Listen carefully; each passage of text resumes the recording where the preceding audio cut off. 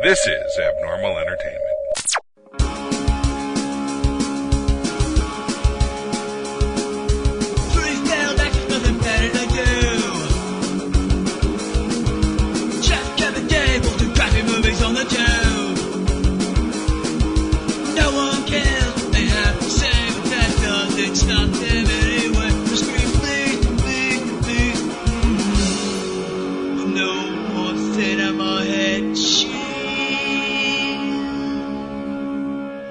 Welcome everyone to the Cinema Head Cheese Podshort for Animal Factory.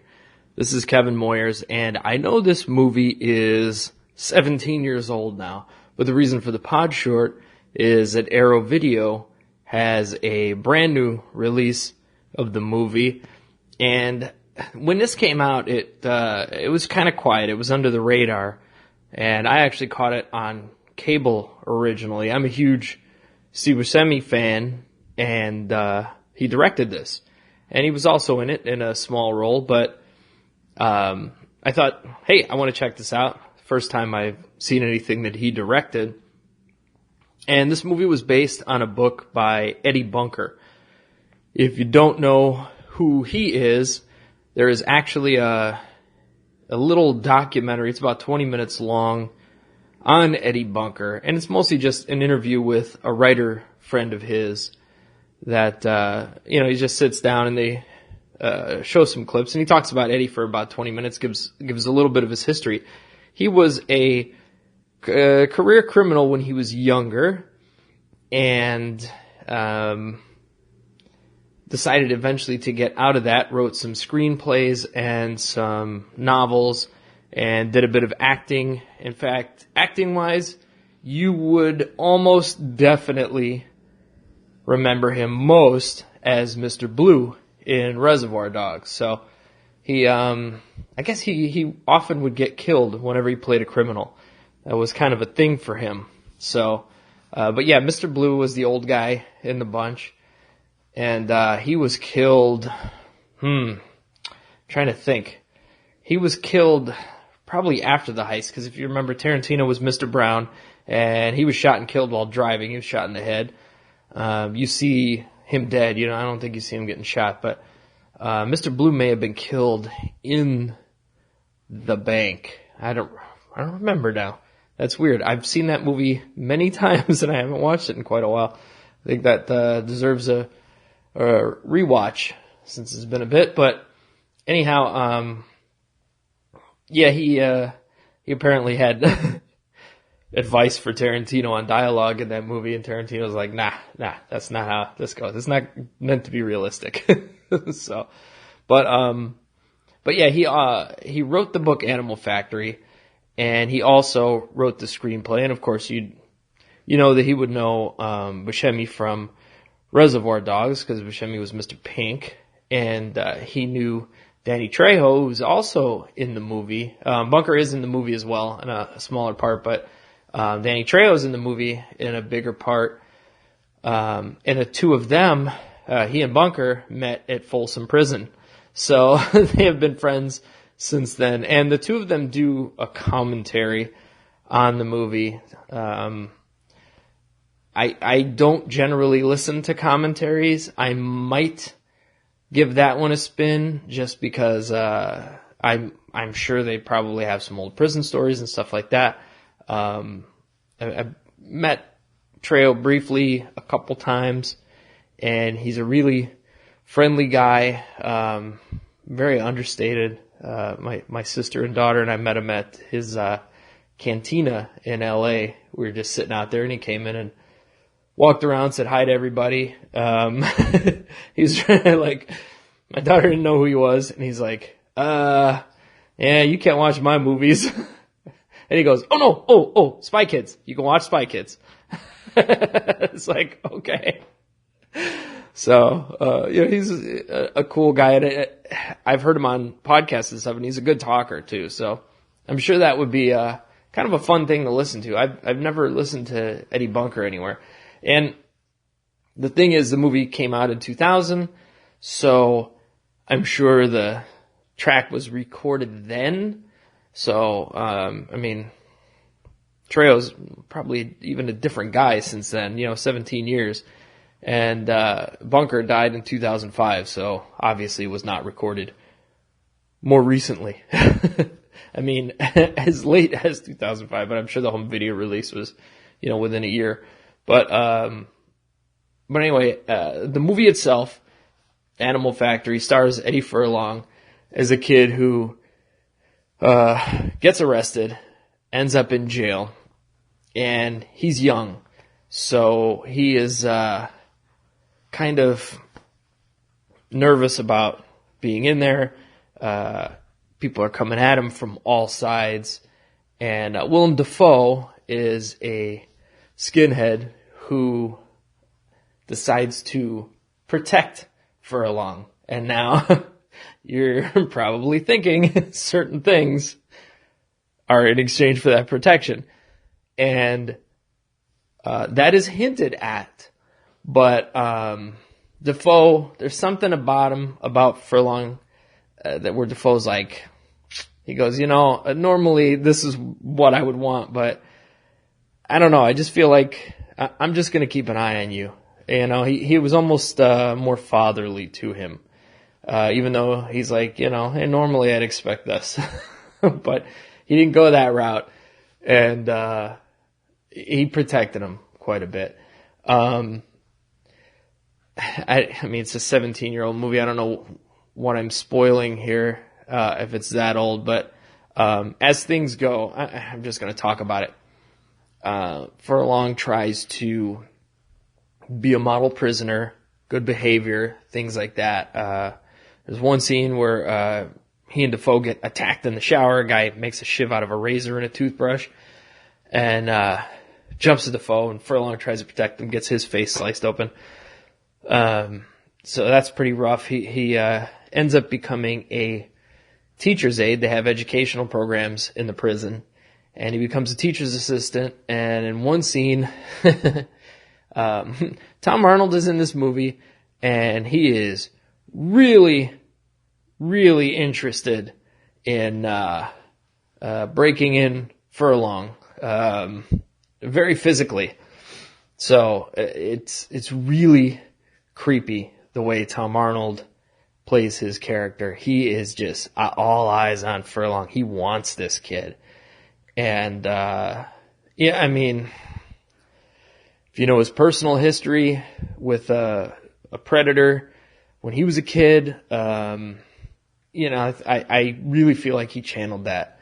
Tom Arnold was really good in this movie, in that character, just nauseating.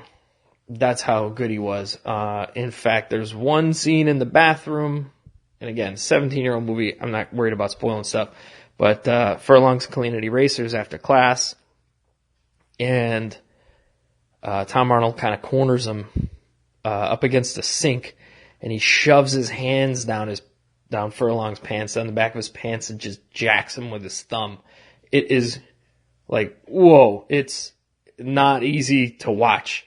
It's one of those, like, when you're watching Deliverance, and like when I watched that movie and it got to the Ned Beatty scene, I was curled up in a corner on the couch, and especially the older and older I get, the worse stuff like that is to watch for me. And it doesn't matter if the victim is a man or a woman or what. It's just, it's rough stuff to watch. But it's a really well done, well directed movie, well acted, and you do root for Furlong. I mean, he's guilty of his crime, but they don't dodge around that. He's only supposed to be there for, I want to say 10 years, something like that. But if he's there too long, I mean, he's going to get turned out. That's just the way it is. Dafoe can only protect him so much and so long, but it's just, it's completely dog eat dog. And I don't know, what Bunker and Trejo went through in there together. I mean, Trejo is a bigger guy, probably didn't deal with that necessarily. Apologize, I had a hiccup there.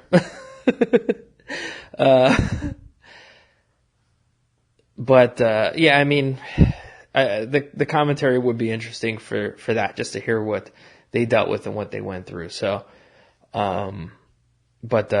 Furlong does plan his escape, and I won't say how he does it, but it's pretty well thought out, the way it's written out. So, like I said, Bunker wrote the book and the screenplay, which happens sometimes. It doesn't always get to happen when it comes to making a movie out of your book.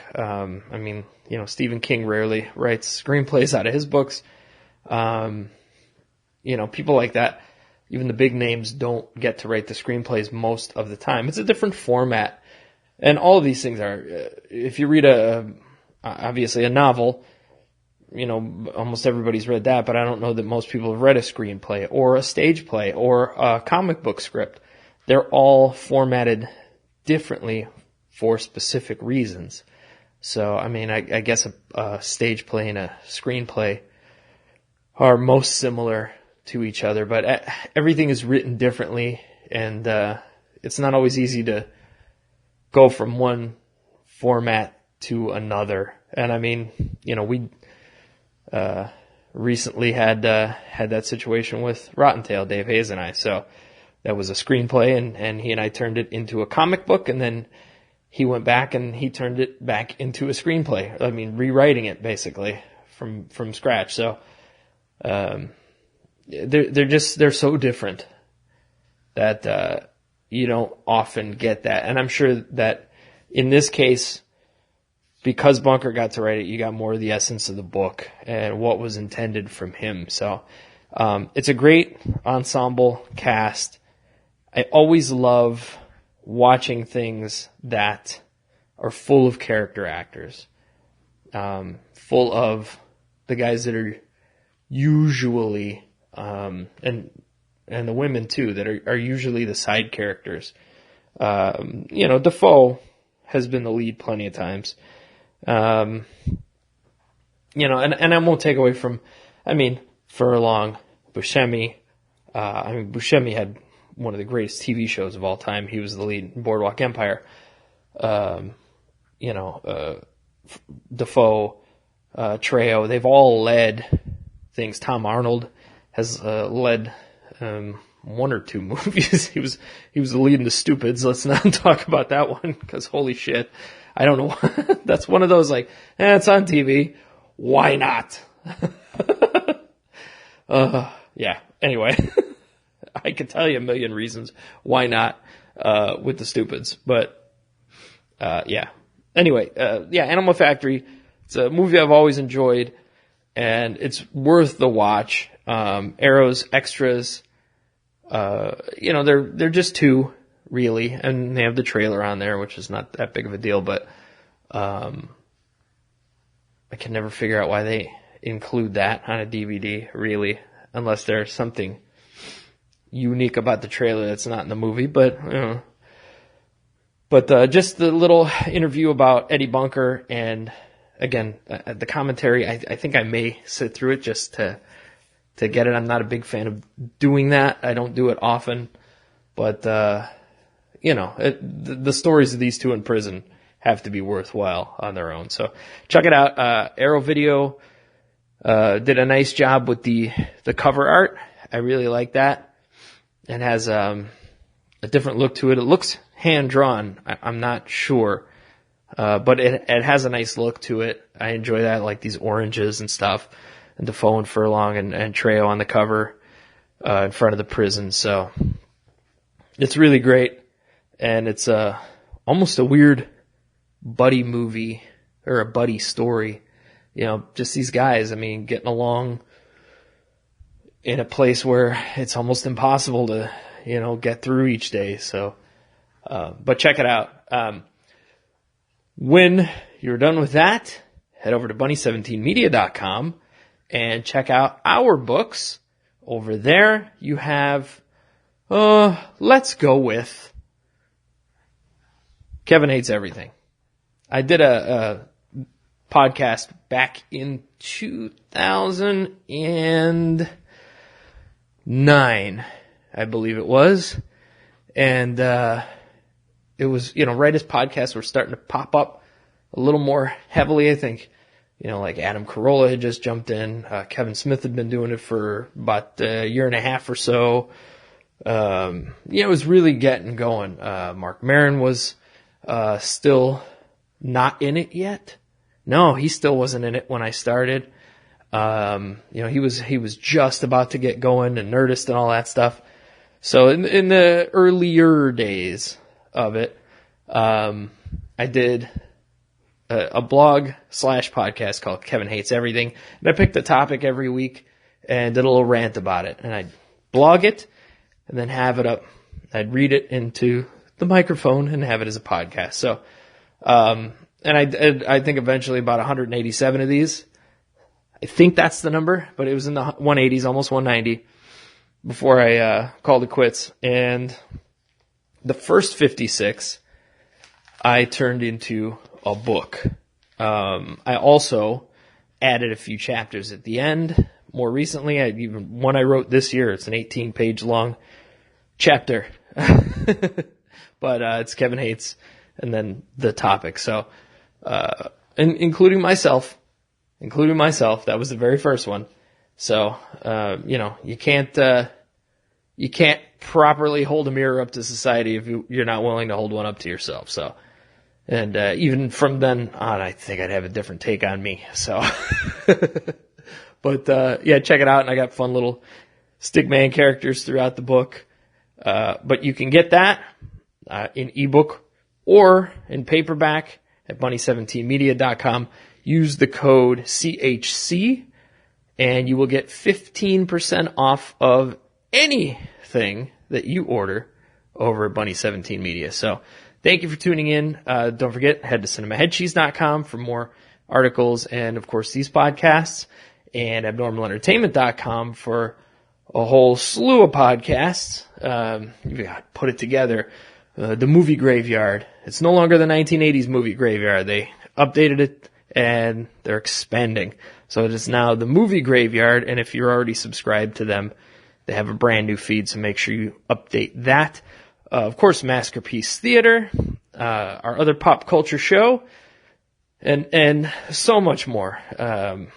Check all that out over at abnormalentertainment.com. And again, Animal Factory, recommended. Check it out from Arrow Video, and I will see you next time. Thanks for listening.